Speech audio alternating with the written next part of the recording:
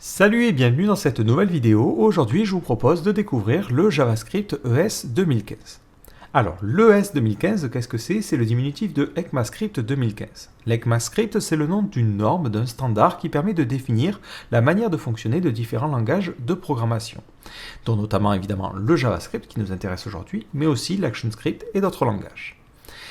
Donc comme d'habitude, comme avec toutes les normes et les standards, ça évolue au fur et à mesure du temps. Donc jusqu'à maintenant, le JavaScript implémentait la version 5 de l'ECMAScript. Donc c'est une version qui avait été finalisée en 2009. Et histoire de rattraper un petit peu le temps, une nouvelle version de ce standard est sortie en juin 2015. Donc cette nouvelle version introduit de nouvelles fonctionnalités que le JavaScript devra implémenter pour être, entre guillemets, ECMAScript 2015. Donc on fait aussi référence à ES6 parce que c'est la 6e version de l'ECMAScript. Mais à partir de maintenant, on aura plutôt tendance à dire ECMAScript 2015, 2016 et ainsi de suite pour les futures versions. Donc vous vous dites, ok, il y a une nouvelle norme, le JavaScript va implémenter cette nouvelle norme, mais le problème c'est que je ne peux pas utiliser ça tout de suite. Comme d'habitude avec le web, on va avoir des vieux navigateurs qui ne vont pas supporter ces nouvelles normes et ces nouvelles syntaxes. Et du coup, on est bloqué, on est obligé d'utiliser l'ES5. Et malheureusement, vous avez entièrement raison. Du coup, à quoi ça sert de faire une vidéo sur cette nouvelle syntaxe? Tout simplement parce qu'il existe des transpilers qui vous permettent d'écrire dès aujourd'hui du JavaScript du futur et qui, eux, vont convertir votre code pour le faire fonctionner avec le JavaScript d'aujourd'hui. Donc vous allez pouvoir coder le futur dès aujourd'hui. Donc un de ces outils, c'est notamment Babel, que vous allez pouvoir utiliser avec Browserify par exemple, ou encore Webpack, pour automatiquement convertir votre JavaScript en ES5. Alors pour tester un petit peu l'ES6, on va utiliser Babel. Si vous voulez essayer le JavaScript avec cette nouvelle version de l'ECMAScript, vous cliquez ici sur Try It Out, vous avez deux champs. Un premier qui vous permet de taper le code en utilisant de l'ES 2015, mais aussi de l'ES 2016, qui est un standard à venir. Et automatiquement, il va vous le compiler en ES5 et il va vous le faire fonctionner. Donc c'est plutôt pratique pour tester en tout cas les nouvelles fonctionnalités. Donc, première fonctionnalité majeure, c'est l'ajout d'une nouvelle syntaxe concernant la déclaration de variables. Par exemple, quand on crée une variable, on fait var, test, et on met sa valeur. Donc jusque-là, pas de problème. Le problème, c'est qu'avec le système d'hoisting de JavaScript, on se retrouve avec des comportements un petit peu bizarres. Je vais vous donner un cas concret. Je crée un tableau et je vérifie que ce tableau a une certaine taille. Par exemple, je crée un tableau de taille 3. Et je vais mettre une condition en disant si ce tableau a une taille de 2, dans ce cas-là, je vais faire un var test égale salut.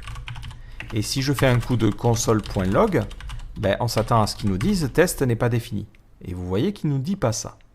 En fait, lorsque l'on écrit ce code-là, la variable test est définie de manière globale. C'est comme si le JavaScript l'interprète de la manière suivante. Il crée la variable test tout en haut et ensuite exécute notre code. Donc cette logique-là pose des problèmes à la fois en termes de logique, parce que notre code marche alors qu'il ne devrait pas, et ça pose aussi des problèmes en termes de performance, parce que cette variable se retrouve déclarée tout en haut. Donc pour remédier à ce problème-là, on a un nouveau type de déclaration qui est le let. Let permet de définir une variable qui ne sera disponible qu'au sein d'un bloc, donc au sein d'une condition ou au sein d'un for par exemple. Donc là, la variable test n'est définie qu'au sein de ce bloc-là. Si je fais un coup de console.log test en dehors de ce bloc-là, la variable n'existe pas et du coup, il ne la trouve pas. Et je me retrouve bien avec l'erreur attendue, comme quoi test n'est pas défini. Donc ça marche pour les if, mais ça marche aussi pour les boucles. Si vous faites un coup de for, donc on va mettre pour k, donc si on fait un coup de for var k in ce tableau-là, hop, ce qui se passe, c'est que si jamais j'utilise le var, à la fin de ma boucle, je me retrouve avec la variable k qui a gardé la dernière valeur. Donc le dernier index, c'est 2. L'avantage du let, c'est que ça évite aussi ce genre de problème, parce que vu que la variable n'est déclarée qu'au sein de ma boucle, je n'y ai pas accès en dehors. Voilà, donc ça permettra d'éviter des gros problèmes. De la même manière, on a une autre façon de déclarer les variables à travers const. Const nous permet de définir une variable qui ne sera pas variable justement, qui sera une constante. Donc par exemple, vous mettez pi égale 3.14. On sait que cette valeur-là ne changera pas au fur et à mesure de l'exécution du script, donc on la déclare sous forme de constante. Si après j'essaie de faire pi égale 2, je vais avoir une erreur comme quoi pi n'est pas modifiable. Donc ça permet d'éviter des erreurs au niveau du code, mais ça permet aussi de meilleures performances au niveau du JavaScript, parce qu'il sait que cette variable ne va pas évoluer, et si on utilise des frameworks tels que Vue.js, React ou autres, ils utilisent cette notion d'immutabilité pour pouvoir mieux travailler. Donc ils savent que cette variable ne va pas évoluer et du coup qu'il ne faut pas l'observer.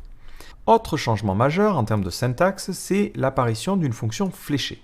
Donc par exemple, imaginons j'ai envie de me parcourir tous les éléments de mon tableau. Je vais refaire mon truc, sauf que je vais mettre des élèves à l'intérieur. Donc je vais créer un tableau que je vais appeler Jean, Marc et Francine. Et je parcours chaque élément. Donc pour cela, j'utilise le for each. Ce for each prend en paramètre une fonction qui prendra chaque élément du tableau et qui fera un console.log de V en l'occurrence. On a une nouvelle manière d'écrire ces fonctions-là avec la fonction double flèche. Donc globalement, vous enlevez cette partie fonction-là, hop. Vous pouvez enlever les parenthèses autour des paramètres et mettre une grosse flèche. Et ça vous donne le même résultat. L'avantage aussi, c'est que vous pouvez l'écrire sur une seule ligne. Vous pouvez virer les accolades ici, si jamais vous n'avez qu'une seule instruction, et mettre ça comme ceci. Donc ça permet d'avoir un code qui est beaucoup plus lisible. Alors de la même manière, les paramètres, si vous en avez plusieurs, vous pouvez l'écrire comme ceci. En l'occurrence, si je mets K, ça va me récupérer chaque index. Par contre, attention, dès que vous voulez aller à la ligne, si vous avez plusieurs instructions, par exemple on s'imagine vouloir multiplier K par 2, hop, on va faire K égale K multiplié par 2, là ça ne va pas fonctionner. Là, il faudra mettre les accolades. Donc l'autre avantage de cette fonction fléchée, c'est qu'elle permet de changer le contexte de vis. Donc on va créer un objet, histoire de vous montrer ça, on va créer un objet qu'on va appeler classe, qui sera un objet qui contient différents élèves. Donc on va créer une clé élève qui va stocker nos différents élèves. Et on va donner un nom à notre classe, on va appeler ça nom, et ça sera CM2. Voilà, on fait gaffe à bien mettre les virgules. Et ensuite, on va créer une méthode qui va s'appeler affiche élève. Et cette méthode, ça sera une fonction qui prendra aucun paramètre et qui va lister les différents élèves. Donc là, on va utiliser encore une fois le for each. Donc on fait élève.for each et on va utiliser l'ancien système, donc la fonction. Et dans cette fonction, on va récupérer chaque élève individuellement et on va mettre console.log de vis. Et ensuite, j'exécute ce code-là en faisant classe.afficher élève. Affiche élève, et avec un S, ça sera un petit peu plus logique. Et hop, ici, je mets vis. Voilà. Si je fais ça, le console.log de vis ne me donne rien. Si je fais console.log de vis.nom, c'est-à-dire que j'essaie d'afficher le nom qui correspond à CM2, je vois que ça me sort une erreur. En fait, le vis ici fait référence au contexte de cette fonction-là. Et du coup, ça pose problème. Donc, l'avantage de la fonction fléchée, c'est que le vis fait référence au contexte parent. C'est-à-dire que si je remplace juste mon code tel quel, je vois que ça me retourne bien CM2 systématiquement. Donc ça permet d'éviter en fait ce que l'on faisait habituellement en écrivant var self égale vis, on l'a tous fait, ou vat égale vis, et ensuite on mettait ici self.nom. Ça marchait avant, mais c'est vrai que c'était un petit peu chiant. Enfin, une dernière petite chose concernant cette super fonction fléchée, elle permet automatiquement de retourner le résultat. Donc ça peut être pratique lorsque vous faites une fonction particulière. Par exemple, vous avez envie de rajouter monsieur devant chaque nom d'élève. On serait obligé de faire un coup de console.log. On prendrait les différents élèves de la classe en faisant classe.élève.map. Et pour chaque élève, on lancerait une fonction. Cette fonction prendrait en paramètre l'élève en question. Hop, et elle retournerait l'élève devant lequel on aurait mis monsieur. Voilà. Et ça fait monsieur Jean, monsieur Marc, monsieur Francine, ce qui est un petit peu chiant. Mais là, pareil, on peut utiliser la fonction fléchée, donc on n'est pas obligé de mettre la parenthèse vu qu'il n'y a qu'un seul paramètre, et on met directement V plus V. Si on regarde le code qui est transpilé, on voit que ça nous donne exactement le même code que l'on a écrit, c'est-à-dire que là, il fait un return automatique. On n'a pas besoin de mettre manuellement le return ici. Voilà, ce qui est plutôt pratique. Donc ça, c'est un gros changement et vous allez le voir de plus en plus. Donc d'ailleurs, tant qu'on était à parler des objets, il y a aussi un autre changement, c'est au niveau de cette nomenclature-là. Vous pouvez directement maintenant écrire ce truc-là. Si vous faites ça, automatiquement, ça veut dire créer une fonction qui a le même nom que cette clé-là. De la même manière, si on prend un exemple un petit peu plus simple, on va créer une variable A qu'on va mettre à 2, on va créer une variable B que l'on va mettre à 3, et on peut créer, si on voulait créer un objet qui contiendrait A2, B3, mais on serait obligé de faire A2.A, B2.B, ce qui est un petit peu chiant. Mais là, on peut directement écrire simplement comme ceci. Et automatiquement, ça équivaut au même truc. Donc, c'est ce qu'il fait à cet endroit. Voilà, donc on a plein de nouvelles manières d'écrire, entre guillemets, les clés dans des objets. Donc si on met juste le nom de la clé, ben, ça fera ça. Si on va créer une fonction, on peut la créer directement comme ça. On n'est plus obligé de faire deux points fonction. Voilà. Donc au niveau des objets, il n'y a que ces changements-là. C'est juste des changements au niveau de la syntaxe. Voilà, c'est pour juste gagner du temps. Bon, c'est un petit peu particulier. Je vous avouerai que cette syntaxe-là, il m'a fallu un petit moment pour m'y faire. Donc d'ailleurs, en parlant d'objets, le JavaScript rentre dans l'ère de la programmation orientée objet. On peut maintenant créer de véritables classes. On n'est plus obligé de s'emmerder à faire des trucs avec le prototype, à créer une fonction pour un constructeur. On peut créer des vraies classes. Donc si je reprends mon cas, je vais quand même garder ça. Si j'ai envie de convertir ça sous forme d'objet, je fais classe. Je donne un nom à ma classe. Donc là, on va l'appeler classe. C'est pas très malin. Et ensuite, je mets des accolades. En revanche, au niveau des classes, contrairement à d'autres langages orientés objet, il n'est pas possible de définir directement des propriétés. On doit créer un constructeur. Donc pour créer un constructeur, on fait constructor. Et on écrit un petit peu comme la même syntaxe au niveau des objets. Et à l'intérieur, ici, je peux définir mes différentes propriétés. Donc je peux lui dire, par exemple, alors, on aura des élèves. Voilà, hop. Et on aura un nom de classe.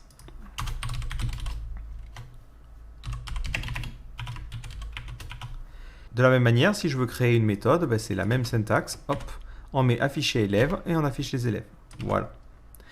Une fois ma classe créée, je peux l'initialiser classiquement en faisant var c égale new class et je peux lui passer en paramètre les différents paramètres que le constructeur demanderait. Donc là, le constructeur ne demande rien. Et si ensuite je souhaite afficher les élèves, il me suffit de faire c.affiche élève. Et là, ça me renvoie CM2. Donc d'ailleurs, on va pouvoir réorganiser ça. On va mettre ici un coup de console.log les élèves de la classe. Hop. Ensuite, on mettrait le nom de la classe et juste à l'intérieur, on ferait un coup de console.log et on débuggerait en fait chaque élève individuellement. Voilà. Donc en parlant des fonctions, des constructeurs et tout ça, il faut savoir aussi qu'il y a une nouvelle fonctionnalité au niveau des fonctions. On peut avoir des valeurs par défaut, ce qui était un petit peu chiant avant à faire. Si on veut mettre un nom par défaut à notre système, imaginons maintenant les classes, on a envie de pouvoir passer comme ça en paramètre le nom de la classe. Là, je créerai une variable que j'appellerai name et je la passerai au niveau du nom ici. Donc là, ça m'affiche bien les élèves de CM1. Le problème, c'est que parfois, on veut des valeurs par défaut. C'est-à-dire que si je ne précise rien, nom sera undefined. Et si on voulait contrebalancer ce problème-là, en ES5, on était obligé de faire un if name égale undefined. Dans ce cas-là, je lui appliquais une valeur par défaut. Par exemple, ici, ça serait CM2. Donc ce code-là, on n'est plus du tout obligé de le faire. On peut directement dire au niveau des méthodes, on prend une valeur par défaut, CM2. Et hop, ça fonctionne comme avant, ce qui est plutôt pratique. Donc là, encore une fois, c'est lui qui se débrouille, il fait ça à votre place et vous n'avez pas à vous en soucier. Donc en parlant des paramètres, il y a aussi un autre truc qui est apparu, c'est le spread operator. Alors le spread operator fonctionne de la manière suivante. Si jamais vous vous dites, là j'ai envie de passer un nombre d'élèves, je veux passer le nom de la classe, CM1, suivi d'un certain nombre d'élèves, Jean, Marc et Paul. Et ces élèves, je veux automatiquement les transvaser au niveau de ma méthode. Ça serait un petit peu chiant. Là, on peut lui dire, en second paramètre, je vais prendre un spread qui sera la liste des élèves. Automatiquement, cette variable sera un tableau qui contiendra tous les arguments après le premier. Donc là, je peux remplacer this.elefs égale elefs. Et automatiquement, vous voyez que ça me renvoie Jean, Marc et Paul. Voilà, donc ça peut être utilisé à cet endroit-là, donc pour les fonctions, mais ça peut aussi être utilisé pour d'autres choses, comme par exemple les tableaux. Donc là, on va commenter ce code-là, et on va prendre un exemple un petit peu plus simple. Imaginons j'ai un tableau qui contient deux personnages, Timo et Volibert. Et j'aurai un autre tableau, donc je vais appeler ça tab 1. Et maintenant on utilise let, c'est fini le var, let partout, donc vous allez prendre l'habitude de le faire. Et j'ai un second tableau qui s'appelle tab 2. Et dans ce tableau, j'ai d'autres personnages, comme Darius et Varus. Si j'ai envie de dire que dans le tableau 2, je rajoute les éléments du tableau 1, ce serait un petit peu chiant. Avec l'opération spread, c'est beaucoup plus simple. Vous mettez virgule, 3 petits points, et vous mettez tab 1. Donc ce qu'il va faire, c'est qu'automatiquement dans tab 2, il va populer, il va mettre les éléments de tab 1. Si je fais un coup de console.log tab 2, hop, ça va me donner Darius Varus, suivi des éléments de ce tableau-là. Donc ça, c'est plutôt pratique pour faire des fusions au niveau des tableaux. Donc ça marche à cet endroit-là, mais ça marche aussi, hop, donc si je remets ce code avant là, ça marche aussi au niveau des méthodes. Vous pouvez lui dire, bon, tous les autres arguments, je te passe les éléments d'un tableau. Par exemple ici, tab 1. Et automatiquement, si je remets le c.afficher élève, il aura envoyé au niveau de cette fonction un premier paramètre qui sera Timo et un second paramètre qui sera Volibert. Ça fonctionne aussi sur les chaînes de caractères, c'est-à-dire que vous pouvez prendre une chaîne de caractères, on va l'appeler toujours tab 1, et on va mettre plein de lettres. Automatiquement, si vous mettez 3 points suivis de votre chaîne de caractères, il prendra chaque élément dans la chaîne. Voilà, donc là en l'occurrence, il envoie un gros tableau qui contient A, puis Z, puis E, puis A, puis ainsi de suite, ainsi de suite. Donc voilà pour ce truc-là. Une autre nouveauté, donc là on va juste mettre AzerTI, voilà. Une autre nouveauté, c'est une nouvelle quote. Donc pour afficher des chaînes de caractères, on a les simples quotes ou les doubles quotes. Et le principal problème en JavaScript, c'est qu'on ne peut pas aller à la ligne. Si on doit aller à la ligne comme ça, ça lui pose des problèmes et on est obligé de faire un truc qui ressemble à ça. Hop. Ce qui est loin d'être pratique. On a du coup un nouveau guillemet qui est le back quote. Alors je ne suis pas sûr du nom officiel, mais globalement c'est Alt plus la touche 7 de votre clavier. Ça ressemble à ça, c'est le genre de guillemet inversé. Donc vous pouvez entourer votre chaîne comme ceci, et ça peut être multiligne, ça ne lui pose aucun problème. Donc là vous voyez, hop, si je mets les élèves de la classe visNom, ça passe à la ligne aussi au niveau de mon interpolation. Autre chose qui est encore plus sympa, c'est que vous pouvez directement interpoler les variables. C'est-à-dire que visNom, j'aimerais bien que ça soit converti. Mais là, ça serait chiant, je serais obligé de faire un truc comme ça. Ce qui fait perdre du temps et souvent, au bout d'un moment, si on a une grosse chaîne, on s'y mélange les pinceaux. Vous pouvez demander d'interpoler une variable en mettant $, et en entourant votre variable d'accolade. Si je fais ça, automatiquement, ça va interpoler vis.nom. Donc ce que vous voyez côté ES5, c'est que ça fait une sale conversion. Voilà, comme je l'avais écrit originellement. Voilà, d'ailleurs j'ai complètement zappé de vous en parler, je suis désolé, mais au niveau des classes, vu que c'est de l'orienté objet maintenant, on peut aussi faire de l'héritage. Par exemple, créer une classe classe 2 et lui dire qu'elle extends de classe. Hop. Automatiquement, ça veut dire qu'elle prendra les mêmes propriétés et qu'on peut modifier les choses. Par exemple, je peux créer une méthode supplémentaire que je vais appeler démo. Je fais démo, hop, qui fera un console.log de démo et qui ensuite affichera la méthode, qui appellera la méthode afficher élève. Donc vu que j'hérite de classe, j'ai aussi accès à ces méthodes-là et du coup je peux utiliser ça. De la même manière, je peux choisir d'override, c'est-à-dire de réécrire une méthode du parent si j'ai besoin. Si je fais un coup de démo, donc là j'initialise non plus classe mais classe 2, et si j'appelle démo, ça me donne une petite erreur, parce que là, ça n'existe pas. Voilà, donc là ça me donne démo et ça appelle ensuite l'autre méthode. Donc de la même manière, si je veux modifier le constructeur, par exemple je veux mettre devant le nom de la classe super, je suis obligé de faire constructor. Hop. Donc je vais redéfinir mon constructeur, ça prend en paramètre le nom. Par défaut ça va lui donner CM2 comme le parent et ça passera ensuite les élèves. Ce constructeur-là doit du coup appeler le constructeur parent pour fonctionner, donc c'est ce qu'on m'affiche au niveau des erreurs. Donc là, je dois faire super, et je lui passe en paramètre le nom, et je lui passe aussi en paramètre les élèves. Voilà, et après, je peux faire les modifications que je veux. Je peux par exemple lui dire, juste avant le nom, tu rajouteras super devant. Ou classe 2, allez, peu importe. Et là, je vais utiliser l'interpolation, c'est l'occasion, donc on va mettre classe 2, hop, suivi du nom de la classe, non. Voilà. Et ce nouveau constructeur change le nom de la classe et plutôt que s'appeler juste CM1 comme je l'ai demandé, ça s'appelle classe 2 espace CM1. D'ailleurs, il n'y a qu'un seul espace. Donc voilà pour les trucs de base. Alors il faut savoir aussi que maintenant vous avez une notion de module. Si vous avez déjà utilisé Browserify, ce que vous vous retrouviez à faire souvent, c'était mettre un module.export et vous exportiez les choses en faisant un truc comme ça. Ça c'est toujours valable si vous utilisez Browserify, mais maintenant on a une nouvelle syntaxe qui est directement intégrée dans le ES 2015. Donc là vous pouvez mettre export et ce que vous souhaitez exporter. Donc là, j'ai exporté cette classe-là. Si plus tard, vous souhaitez l'utiliser, donc ça, vous pouvez le mettre dans un fichier en particulier. Et si après, vous voulez l'utiliser, vous pouvez faire un coup de import et lui dire, je veux importer cette classe-là. Donc on l'appellerait classe from. Et dans quel fichier on le retrouverait? Donc lib, par exemple, /class. Donc là, évidemment, il vous faudra Webpack ou Browserify pour que ça fonctionne, mais c'est plutôt pratique. Si votre classe n'exporte que ce truc-là, vous allez mettre export default. Si jamais vous le souhaitez, vous pouvez exporter plusieurs choses. Vous pouvez exporter la classe qui s'appellerait classe, vous pourriez exporter autre chose, et dans ce cas-là, au niveau de l'import, on dirait ce que l'on souhaitera récupérer. Par exemple, je souhaite récupérer la classe et je souhaite récupérer cette seconde classe-là. Voilà, on pourra choisir d'importer plusieurs choses si on le souhaite. Donc cette syntaxe ne vient pas de nulle part. Ici, il faut vous imaginer que lorsque vous faites un from, vous récupérez l'objet global. Et après, c'est à partir de cet objet-là que vous déclarez des variables. C'est un petit peu comme si vous faisiez un coup de var. Alors hop, on n'utilise plus var, on appelle let maintenant. Let a égale b 2.1 et c 2.3.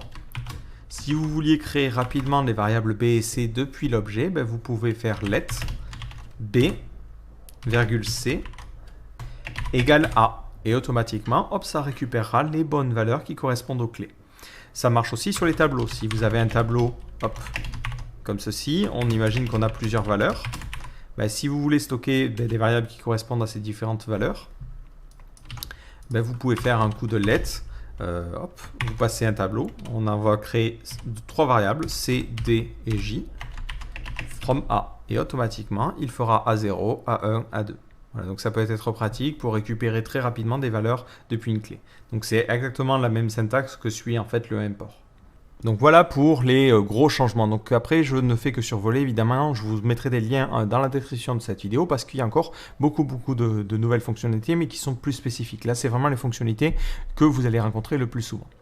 Donc avec ce nouveau standard, il apparaît aussi de nouvelles méthodes. Par exemple, si vous voulez tester qu'une chaîne de caractères existe au sein d'une autre chaîne de caractères, donc par exemple, je vais créer... J'ai encore du mal à me passer du var.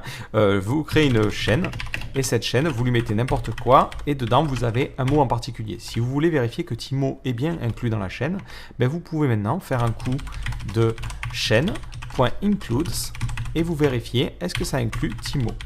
Et là, en l'occurrence, ça me retourne true. Alors, si vous voulez connaître un petit peu, parce que maintenant, on peut s'y mélanger, on ne sait plus à quel moment ont été définies ces méthodes-là. Donc, vous cherchez include en JavaScript. Vous allez tomber en général sur le MDN, donc qui est la documentation officielle. Et ce qu'il ne faut pas hésiter à faire, c'est descendre un petit peu. Donc on vous donne des exemples et on vous montre en bas à quel moment ça a été défini. Donc on voit que notamment cette méthode include, c'est une méthode qui a été définie lors de l'ECMAScript 6e édition, donc l'ECMAScript 2015. Et si vous cliquez dessus, on vous renvoie directement sur le document qui vous permet d'expliquer en fait comment fonctionne cette méthode. Bon, ceci étant dit, ça c'est juste pour la culture G. Vous pouvez totalement vous contenter de la documentation. Si vous voulez utiliser dès aujourd'hui cette fonction-là, on voit qu'elle ne fonctionne pas sur Internet Explorer et Opera, vous pouvez utiliser un polyfill. Un polyfill patch votre version de JavaScript et globalement rajoute les méthodes manquantes. C'est ce que fait Babel de manière automatique. Vous n'avez pas à vous soucier de ça. Donc l'avantage, c'est que ça vous permet de trouver des méthodes qui ont été définies avec l'ECMAScript 2015, mais aussi des méthodes qui sont définies dans de nouvelles versions de l'ECMAScript. Par exemple, la version 2016, qui est la version qui est en projet. Si vous cherchez, vous avez la même méthode includes pour les tableaux. Donc ça peut être pratique aussi à utiliser. Donc si vous voulez le supporter dès aujourd'hui, vous pouvez utiliser le polyfill, ou Babel le fait automatiquement. Et ensuite, vous avez accès à cette méthode. Si j'ai un tableau de différents caractères, de différents personnages, on va mettre Timo, Darius et Varus. Si vous voulez vérifier est-ce que ce tableau contient Timo, ça fonctionnera de la même façon. Donc là, c'est pas un nom de méthode, on va plutôt l'appeler tab pour éviter que tout le monde s'y mélange les pinceaux. Mais vous voyez, hop, ça me retourne true. Si je teste un personnage qui n'existe pas dans ce tableau, ça me retournera false. Donc faites attention, c'est vrai que lorsque vous allez sur la documentation de MDN, on a parfois l'impression que des méthodes existent et quand on les essaie, elles ne fonctionnent pas. Il faut bien vérifier à quel moment elles ont été définies et comment elles sont supportées. Et ne pas hésiter à utiliser les polyfills au besoin. Donc un autre truc encore plus spécifique, donc là c'est vraiment si vous faites des choses un petit peu plus poussées, les promesses que vous avez peut-être déjà utilisées avec jQuery ou avec AngularJS sont maintenant disponibles directement au sein du langage. C'est-à-dire que vous n'avez plus besoin d'importer une librairie tiers pour utiliser les promesses. Par exemple, imaginons, on va créer une fonction qui va s'appeler start timer et qui prend en paramètre un temps, une durée. On va mettre duration et on va en profiter pour lui donner une valeur par défaut. Voilà. Mais là, on aimerait bien que ça lance un timer et que ça nous renvoie quand est-ce que c'est fini. On peut lui dire créer une promesse en faisant un return new promise. Donc cet objet-là va prendre en paramètre une fonction qui prendra deux paramètres. Le premier, ça sera la fonction à envoyer lors de la résolution, et un second paramètre, c'est la fonction à renvoyer en cas d'échec. Encore une fois, on peut choisir ici de simplifier notre syntaxe en utilisant la grosse flèche. Et à l'intérieur, on va faire un set timeout. Et encore une fois, on utilise la grosse flèche, mais là on ne va pas mettre d'accolade vu qu'on n'a qu'une seule ligne à écrire. Et on va lui dire, je veux que tu résolves. Et on résoudra en mettant une chaîne de caractères. Par exemple, le timer, fin du timer. Et on utilise l'interpolation. Donc on va prendre le nombre de secondes, donc c'est duration, qu'on va diviser par 1000. Voilà, donc là c'est des backquotes qu'il faut mettre, ou des backticks, ou je ne sais pas comment ça s'appelle. Donc on voit à ce niveau-là d'ailleurs que ça change. Et on va dire que le timer dure pendant la durée. Voilà, et d'ailleurs là on va mettre secondes. Si maintenant je souhaite utiliser cette fonction et du coup avoir le système de promise qui fonctionne, je peux faire start timer. Je lui passe un paramètre 1500 millisecondes. Et ça sera donc une promesse qui aura une méthode when qui permet de dire lorsque la promesse s'est résolue. Donc là on va mettre msg et on va faire un coup de console.log msg. Donc vous voyez au passage, la fonction fléchée nous permet véritablement de gagner du temps. Et là on nous dit fin du timer au bout de 1,5 secondes. De la même manière, si jamais je voudrais rejeter, c'est-à-dire qu'il y a une erreur en particulier, je mettrai ici un reject. Pour que ce reject soit capturé, plutôt que d'utiliser un when, on utiliserait le catch. Catch permet de choper le moment où il y a une erreur. Et là, ça nous dirait fin du timer. Donc, par exemple, on va créer un second timeout, qui lui va durer 2 fois la durée. Voilà. Et dans ce timeout, on met un reject, et dans le premier, on met un resolve. Si je veux capturer les deux, je peux mettre un .when pour le premier. Donc lorsqu'on récupère le message, on va faire un coup de console.log du message. Dans l'autre cas, on fera un coup de console.log du message que l'on précédera de échec, histoire de pouvoir différencier les deux. J'ai encore du mal à utiliser les backticks. Mais voilà, on voit que ça me donne fin du timer au bout de 1,5 secondes. Et si je retire la partie resolve, au bout de 3 secondes, ça me renverra un reject. Et ça sera du coup le échec qui sera capturé. Donc voilà, ce système de promesses conclut donc cette petite présentation de l'ES 2015. Donc ce nouveau standard, vous le voyez, a introduit beaucoup de changements au sein de JavaScript et permet de le faire rentrer dans l'ère des véritables langages orientés objets. Le plus gros ajout au final, c'est véritablement cette notion de classe qui permet d'avoir une écriture beaucoup plus simple des classes et d'avoir un système d'héritage beaucoup plus clair, alors qu'avant on était obligé de faire un prototype de fonction, ce qui était loin d'être très intéressant. L'autre truc qui est plutôt cool, c'est aussi la gestion de la modularité dès aujourd'hui, c'est-à-dire qu'on peut utiliser les import et les export pour pouvoir séparer notre code en plusieurs fichiers et du coup mieux nous organiser. Donc l'avantage aussi, c'est que ce nouveau standard maintenant est plus fréquent. On le voit, il suffit de se rendre sur la documentation de MDN et on a déjà l'ECMAScript 2016 et 2017 qui est en préparation, ce qui veut dire que globalement le JavaScript va maintenant évoluer beaucoup plus rapidement et beaucoup plus fréquemment qu'avant. Il aura fallu attendre plusieurs années, 6 années au total, pour pouvoir avoir un nouveau standard et une évolution du JavaScript. Donc ça va de pair aussi avec l'évolution des frameworks qui poussent l'utilisation du JavaScript vers l'avant, notamment côté serveur, mais aussi côté front-end. Donc ça présage un bon avenir au niveau du JavaScript. Donc j'espère que cette vidéo vous aura permis de mieux comprendre ça, et si vous avez des questions concernant la compilation notamment, n'hésitez pas à les poster en bas de cette vidéo. Je prépare une prochaine vidéo sur Webpack et ça me permettra d'aiguiller un petit peu les contenus. Qu'est-ce que vous aimeriez bien mieux comprendre au niveau du JavaScript et notamment de l'ECMAScript 2015. Donc voilà, je vous donne rendez-vous dans une prochaine vidéo. Ciao!